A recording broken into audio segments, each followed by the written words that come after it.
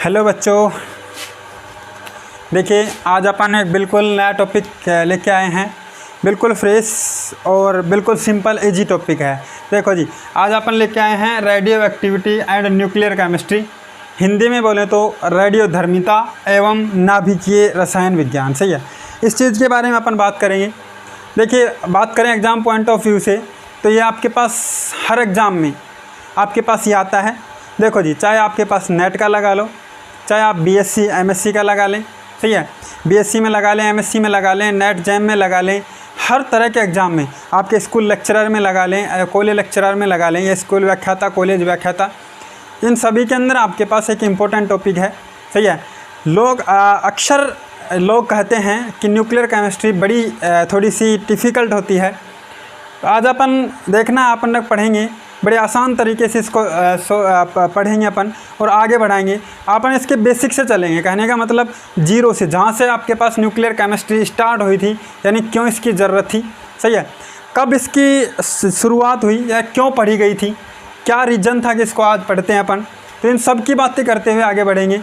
सही है, तो अगर बात की जाए nuclear chemistry and radio activity की, जैसे कि अपन चैप्टर स्टार्ट करें उससे पहले से बेसिक बातें आपको बता दें कि ये रेडियो एक्टिविटी है, जो रेडियो धर्मिता है, ये सामान्य तौर पर अक्सर केमिकल काइनेटिक्स से रिलेट करती है। भाई किससे करती है? केमिकल काइनेटिक्स से। केमिकल काइनेटिक्स की कुछ एप्लीकेशंस इसके अंदर रेडियो एक्टिविटी में यूज करेंगे। ताकि आप लोगों से कहना चाहूँगा इस लेक्चर से पहले केमिकल काइनेटिक्स के ऑर्डर ऑफ रिएक्शन तक थोड़ा सा इसको कंसिडर करते हुए चलना, ताकि आपको पढ़ने में समझने में आसानी हो जाए। भाई वैसे तो अपन करते चलेंगे, दिक्कत वाली कोई बात ही नहीं है। चलो जी, बात करते हैं radioactivity and nuclear chemistry, रेडियो धर्मिता एवं नाभिकीय विन्यास। देखना भाई, सबसे पहली बात तो इसकी हिस्ट्री की बात करते हैं। कहने का मतलब कि रेडियो एक्टिविटी को जनरली पढ़ा क्यों गया था। पहले बात रेडियो एक्टिविटी करेंगे, फिर न्यूक्लियर केमिस्ट्री की करेंगे। तो सबसे पहले अगर क्वेश्चन यही उठता है हमारे सामने कि एक्चुअली में रेडियो एक्टिविटी जो होती है या रेडियो धर्मिता जो होती है वो कब हमारे सामने आई और क्यों आई थी। भाई समझना ध्यान से। अगर मैं बात करूं इसकी हिस्ट्री की कि इसकी कहाँ से शुरुआत हुई थी, क्यों हुई थी, बिल्कुल जीरो से पढ़ेंगे भाई, जीरो से पढ़ेंगे। कहने का मतलब आपको ये समझना है कि मुझे कुछ नहीं आता है, और तब जाके आपने को न्यूक्लियर केमिस्ट्री एक आसान से लेके आपके पास स्लो स्टेप, यानी आपके पास किसी इजी टॉपिक से बिल्कुल सरल वे में लेते चलते चलेंगे और वहाँ तक पहुँचेंगे जहाँ तक अपने को अच्छे लेवल्स, यानी एग्ज़ाम में आपके पास क्वेश्चन को अप्रोच करना है, वहाँ तक अपने पहुँचेंगे। तो पैसेंस बनाए रखना, आपके पास चैनल पे जुड़े रहना और आगे बढ़ते रहना। भाई देखिए जी, सबसे पहले हिस्ट्री की बात करता हूँ। हिस्ट्री की तो आपने सबने नाम सुना होगा, मैडम क्यूरी का नाम आप सबने सुन रखा होगा। बोलो जी, मैडम क्यूरी का नाम आप लोगों ने सबने सुन रखा होगा। क्या था भाई, एक बार क्या है, मैडम क्यूरी, हिस्ट्री सुन लेते हैं पहले। एक बार क्या है, मैडम क्यूरी कहीं फैमिली के साथ घूमने गई थी। भाई कहाँ गई थी? किसी ट्रिप पे गई होगी।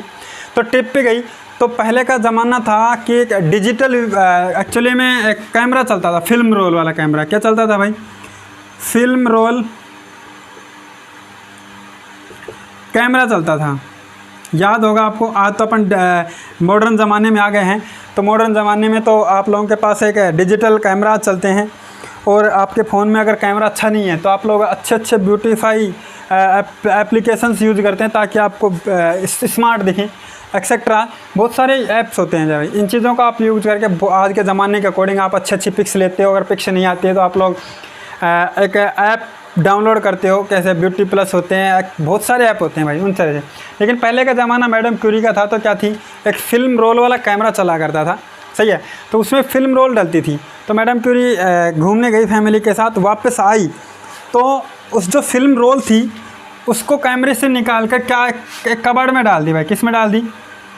एक कबर्ड बोले तो किसको बोलते हैं? कबर्ड, यानी जो रैक होती है, किस में, मान लो को टेबल की रैक है, उसके अंदर डाल दी, अंदर उसके अंदर रख दी। भाई रखी तो उसने 5-7 दिन बाद जब उस रैक को देखा, यानी रैक में खोल के देखा उस फिल्म रोल को, कहते ना पहले आपने सुना होगा कि आपके पास रोल को पहले धुलाना पड़ता था तब जाके पिक्चर फ़ोटोज आती थी। तो उसने क्या किया, फिल्म रोल को चेक किया कि चलो जी अब एक्साइटमेंट तो था ही, घूमे आए। अब चलो फ़ोटोज़ को निकलवाते हैं और देखते हैं कैसी कैसी पिक्स आई है। सबको एक्साइटमेंट होता है, आपको भी होता है भाई, सही है। तो क्या था, मैडम क्यूरी ने उस फिल्म रोल को निकाला और निकाल के देखा तो फिल्म रोल एक तरह से ख़राब हो चुकी थी। और ख़राब किस तरह से हुई थी कि मानो उस फिल्म रोल के ऊपर किसी ने एक्सरेज पास कर दी हो। क्या कर दी भाई, ध्यान से समझना, कोशिश एकदम जीरो से लेके चल रहा हूँ। फिल्म रोल थी, उसको क्या कर निकाला तो देखा कि इसमें ये ख़राब हो चुकी है। ख़राब कुछ इस तरह से थी मानो इसमें क्या नहीं कर दी भाई, किसी ने एक्सरेज पास की हो, सही है। मैडम क्यूरी थी, एक तरह से कहने का मतलब साइंटिस्ट थी। एक जिज्ञासा उत्पन्न हुई मन में कि आखिरकार कबर्ड को खोल के देखा, कुछ नहीं दिखाई दे रहा, फिर भी ये फिल्म रोल किसके कारण ख़राब हुई है, तो क्यों ना इसको चेक किया जाए, सही है। तो दूसरी फिल्म रोल लेके आई मैडम, दोबारा से फिल्म रोल को रखा, दोबारा से रखा तो क्या हुआ भाई, ये फिल्म रोल दोबारा से ख़राब हो गई। इसी तरह से उसने क्यूरियोसिटी बढ़ाते बढ़ाते, कहने का मतलब टाइम निकलता गया, 5-4 दिन बाद ख़राब हुई। फिर उसने महंगे थोड़ी और सोचा कि थोड़ी सस्ती है, थोड़ी और महंगे लेके आते हैं, क्या पता सस्ती के कारण ख़राब हो गई हो। इस तरह से इसने 3-4 रोल ख़राब की और ख़राब करते ही दिमाग ख़राब हो गया भाई, ये किसके कारण हो रहा है। तो रैक में भी कुछ नहीं, तो उसने क्या किया, उस रैक के जो आपके पास रैक को बाहर निकाल लिया, बिल्कुल खोल दिया। उसको देखा तो देखने पे उसको एक चीज़ नज़र आई, और वो आपके पास कबर्ड के आपके पास अंदरूनी साइड में कुछ एक पैकेट पड़ा हुआ था भाई। क्या था, पैकेट पड़ा हुआ था, और उस पैकेट के अंदर सोचना क्या होगा, कुछ एलिमेंट्स के सैंपल थे। इसके अंदर कुछ एलिमेंट्स के सैंपल थे, और एलिमेंट्स की बात करूं तो वो आपके पास जनरली हैवी एलिमेंट्स थे। किसके थे, हैवी एलिमेंट। ध्यान देना भाई, किसके कारण मामला बिगड़ा था और आज अपने को रेडिएक्टिविटी क्यों पढ़नी पड़ रही है। देखो जी, निकाला, इसको निकालते अंदर की साइड एक एलिमेंट्स का पैकेट रखा हुआ था। उस एलिमेंट्स में, उस पैकेट्स में क्या था, हैवी एलिमेंट्स। हैवी एलिमेंट्स बोले तो जैसे यूरेनियम वगैरह, सही है, इस तरह के एलिमेंट्स इसके अंदर रखे हुए थे। जैसे मैडम क्यूरी ने देखा कि हो ये आपके पास हैवी एलिमेंट्स का पैकेट है, तो इसके अंदर ऐसा क्या है कि ये आपके पास इस फिल्म रोल को ख़राब कर रहे हैं। मैडम क्यूरी ने भाई इन एलिमेंट्स पे रिसर्च स्टार्ट की, और रिसर्च स्टार्ट की तो कुछ समय बाद पाया गया कि जो ये हैवी एलिमेंट्स हैं, जो आपके पास हैवी एलिमेंट्स हैं, बोलें तो यूरेनियम की बात करें, यूरेनियम की अगर बात की जाए तो इनका जो एटॉमिक मास होता है बहुत हाई होता है, 238 के लगभग होता है, लाइक अप्रॉक्स, सही है। इसकी बात की जाए तो इसने किया कि ऐसा क्या कारण है कि एक्सरे जैसा लग रहा है कि एक्सरे किसी ने पास कर दी हो और ये एलिमेंट ख़राब है, आपके पास फिल्म रोल जो है ख़राब हो रही है धीरे धीरे। तो इसने इसके ऊपर रिसर्च स्टार्ट की, रिसर्च इसका स्टार्ट की तो पाया गया कि जो ये एलिमेंट हैं, हैवी एलिमेंट्स लाइक यूरेनियम, आपके पास है बहुत सारे हैवी एलिमेंट्स हैं, उन सारे एलिमेंट्स की जब रिसर्च की तो पाया गया कि जो ये एलिमेंट्स हैं ये अपने आप लाइटर न्यूक्लियाई में टूट रहे हैं भाई। किस में टूट रहे हैं, लाइटर न्यूक्लियाई के अंदर बोले तो Pb208, ये आपके पास क्या है, लाइटर न्यूक्लियाई, और ये आपके पास क्या है, हैवी न्यूक्लियाई। ध्यान देना भाई, समझने की कोशिश करना है, एक एक बात बड़ी इंपॉर्टेंट है। क्या किया, हैवी रिसर्च स्टार्ट की तो रिसर्च में पाया गया कि जो हैवी एलिमेंट्स हैं वो अपने आप टूटते हैं, किसमें, लाइटर एलिमेंट्स में। और जैसे लाइटर एलिमेंट्स में न्यूक्लियाई में टूटेंगे, उसके साथ साथ कुछ रेडियो एक्टिव या रेडिएशंस निकल रहे थे। क्या निकल रहे थे भाई, रेडिएशंस यहाँ पे क्या थी, एमिट हो रही थी। यह आपके पास कहानी थी। तो ज़रा ध्यान देना कि जब अपने आप टूट रहा है तो अपने आप आपके पास जनरली बात करें तो क्यों टूटेगा भाई। मैं आपसे कहूँ, क्वेश्चन माइंड में यह आया कि सर जो हैवी एलिमेंट्स हैं अपने आप टूटते हैं, ये क्या रीज़न है कि अपने आप टूटते हैं। ये तो अपन बात करेंगे ही कि क्यों टूटते हैं, लेकिन बात करूँ सर टूटते क्यों हैं, तो ज़रा ध्यान दो। जो हैवी एलिमेंट्स होते हैं, जो हैवी एलिमेंट्स हैं भाई अपने आप में अनस्टेबल होते हैं। क्या होते हैं, अनस्टेबल। ध्यान देखना भाई, अनस्टेबल होते हैं। और आपको पता है कि कोई भी चीज़ आपके पास जब अनस्टेबल होती है तो स्टेबिलिटी गेन करने के लिए कुछ भी करने के लिए तैयार हो जाती है। तो ये क्या किया भाई, इसके पास कोई रिएक्शन तो करवा नहीं रहा था, तो ये क्या किया कि हैवी एलिमेंट्स होते हैं अपने आप में अनस्टेबल होते हैं, तो स्टेबिलिटी गेन करने के लिए ये अपने पास हायर एटॉमिक मास से लो एटॉमिक मास में आपके पास टूट जाते थे, यानी लाइटर एलिमेंट्स में टूट जाते थे। और टूटने के साथ साथ कुछ रेडिएशंस एमिट करते थे, या बोले तो रेडियो एक्टिव रेडिएशंस एमिट करते थे। और आपके पास रेडियो एक्टिव एलिमेंट्स की रेडिएशंस की बात करो तो जनरली अल्फ़ा, बीटा और गामा।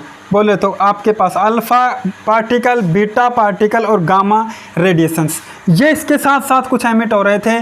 और इन्हीं के कारण आपके पास क्या थी भाई, फिल्म रोल ख़राब हो रही थी ये आपके पास। और इसी प्रोसेस को कहने का मतलब, जब कोई हैवी एलिमेंट्स या जब कोई हैवी अनस्टेबल एलिमेंट्स अपने आप लाइटर न्यूक्लियाई में टूटता है और साथ ही साथ उसके साथ कुछ रेडिएशंस एमिट करता है, इसी प्रोसेस को कहा गया था रेडियो एक्टिविटी। बोलो जी क्या कहा गया था, रेडियो एक्टिविटी। कहानी समझ में आई या नहीं आई? बोलो जी। अब इसको डिफ़ाइन कैसे कर सकते हैं?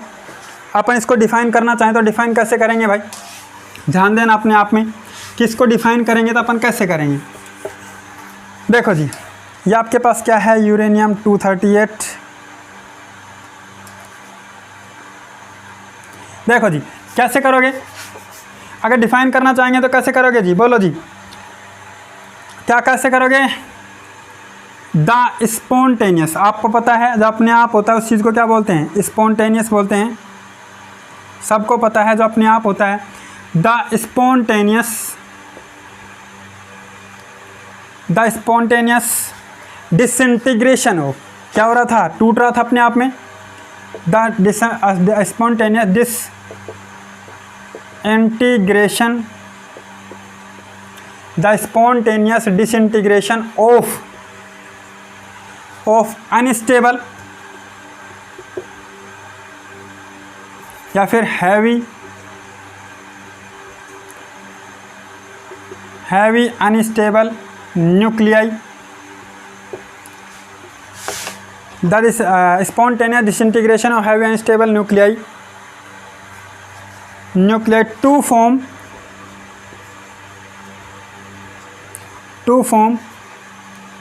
lighter stable nuclei along with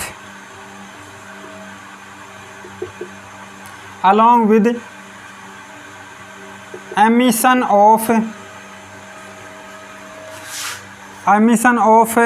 radiations,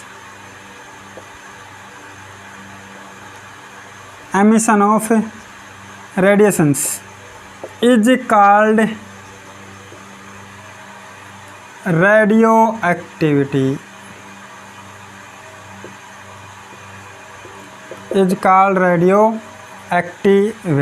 यह आपके पास कहानी होगी भाई। रेडियो एक्टिविटी को किस प्रकार से डिफ़ाइन किया जाता है समझना एक बार दोबारा से। जब कोई हैवी अनस्टेबल न्यूक्लियाई अपने लाइटर न्यूक्लियाई में टूटता है तो टूटने के साथ साथ कुछ रेडिएशंस एमिट करते हैं, जिस प्रोसेस को आप क्या कहते हो भाई? Radio activity. बोले तो द स्पॉन्टेनियस, अपने आप, द स्पॉन्टेनियस स्पेलिंग को नहीं जाना है भाई। The spontaneous disintegration of heavy unstable nuclei to form lighter stable nuclei along with emission of some radiations is called radioactivity। और हिंदी में वाले सुन लो भाई, हिंदी में क्या कहेंगे? जब कोई आपके पास हैवी न्यूक्लियाई, जब कोई हैवी अनस्टेबल अस्थायी न्यूक्लियाई अपने आप अपने लाइटर न्यूक्लियाई में टूटता है तो उसके साथ साथ कुछ रेडिएशंस एमिट होती हैं।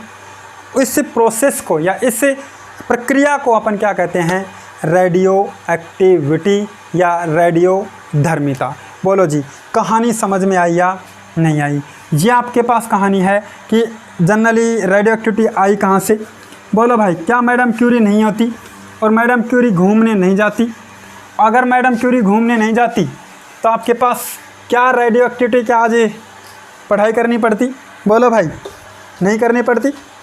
तो यही होता है, किसी न किसी चीज़ के पीछे एक राज छुपा होता है, कोई हिस्ट्री होती है। कहते हैं ना, आवश्यकता ही आविष्कार की जननी है। मैडम क्यूरी को आवश्यकता पड़ी, क्यों पड़ी? क्योंकि उसकी रील ख़राब हुई। रील ख़राब हुई तो उसके अंदर माइंड में क्यूरियोसिटी जागी तो ऐसा क्यों हुआ? क्यों हुआ, तो उसने रिसर्च करने की स्टार्ट, उसको ज़रूरत थी कि किसके कारण हुआ है, तो उसने रिसर्च की, तो आपके सामने एक नया कॉन्सेप्ट निकल के आया जो आपके पास, इसका नाम दे दिया भाई रेडियो एक्टिविटी। बोलो जी, कहानी समझ में आई या नहीं आई? यहाँ तक किसी को कोई परेशानी? दूसरी बात, अब बात आती है, अब क्वेश्चन ये उठता है कि रेडियो एक्टिविटी की क्या क्या आपके पास बेसिक प्रॉपर्टीज़ हैं। सही है, basic properties of radio activity. देखना भाई, पहला क्वेश्चन था रेडियो एक्टिविटी होती क्या है, क्यों सामने आई। दूसरा ये है कि इसके बारे में जानना है। अब रेडियो एक्टिविटी का अपन पढ़ लिया है, अब उसके बारे में जनरली पहचानना है, किसकी क्या क्या पहचान होगी, किस किस चीज़ पे डिपेंड करेगा, किस पे नहीं करता है, ये सारी बात अपन करेंगे। देखो जी, सबसे पहली बात ध्यान देने वाली बात है, समझने की कोशिश करना। अगर मैं इसकी बेसिक प्रॉपर्टीज़ की बात करता हूँ, यानी इसके मुख्य गुण की बात करता हूँ, अगर गुणों की बात की जाए तो क्या क्या विशेषताएं होती हैं रेडियो धर्मिता की। देखना भाई, अगर मैं बात करूँ, कहा जाता है कि radio activity does not depends on the radio activity does not depends on the external condition. किस पे नहीं करती भाई? एक्सटर्नल कंडीशंस पर डिपेंड नहीं करती। Does not depend external, like temperature, pressure, volume etcetera. कहने का मतलब जो रेडियो धर्मिता होती है, हिंदी वाले समझना भाई, इंग्लिश में लिखता चल रहा हूँ, हिंदी वाले आप लोग समझना, जो रेडियो धर्मिता होती है वो बाह्य कारकों पर निर्भर नहीं करती है। जैसे कि ना टेम्परेचर पे डिपेंड करती, ना प्रेशर पे, ना वॉल्यूम पे। कहने का मतलब इसके ऊपर एक्सटर्नल कंडीशंस का नो इफेक्ट होता है, चाहे टेम्परेचर बढ़ा लो, चाहे घटा लो, चाहे वॉल्यूम बढ़ा लो, चाहे घटा लो, चाहे प्रेशर बढ़ा लो, चाहे घटा लो भाई। कहने का मतलब इंक्रीज करें डिक्रीज करें, इन फैक्टर्स का कोई इफेक्ट नहीं पड़ता रेडियो एक्टिविटी पे। बोलो जी, पहली बात समझ में आई।